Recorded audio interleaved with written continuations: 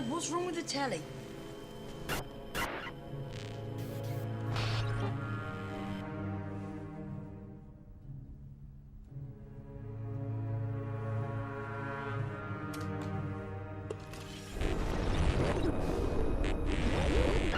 Good evening, London.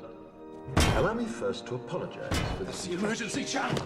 I do, like many of you, appreciate the comforts of the everyday routine, the security of the familiar, the tranquility of repetition.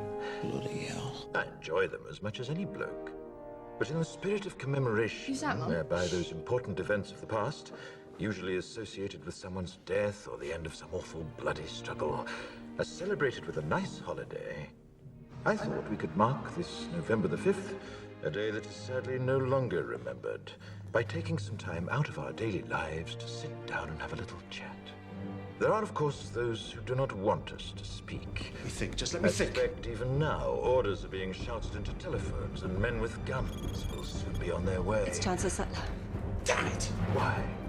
Because while the truncheon may be used in lieu of conversation, words will always retain their power. Words offer the means to meaning, and for those who will listen, the enunciation of truth.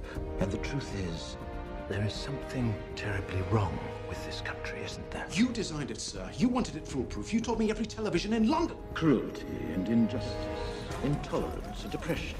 And where once you had the freedom to object, to think and speak as you saw fit, you now have censors and systems of surveillance coercing your conformity and Cameras. soliciting your submission. We need cameras. How did this happen?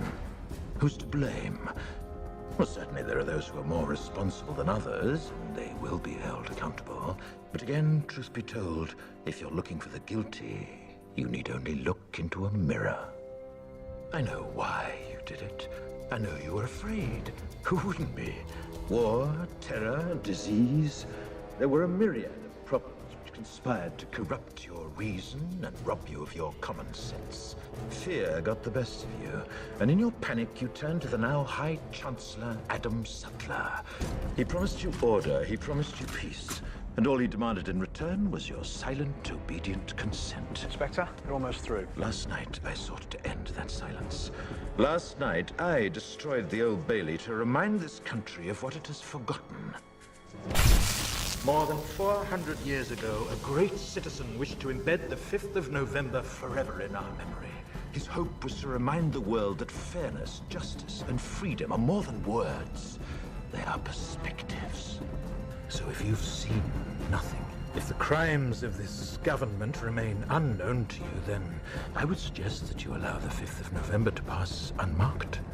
But if you see what I see, if you feel as I feel, and if you would seek as I seek, then I ask you to stand beside me 1 year from tonight, outside the gates of Parliament.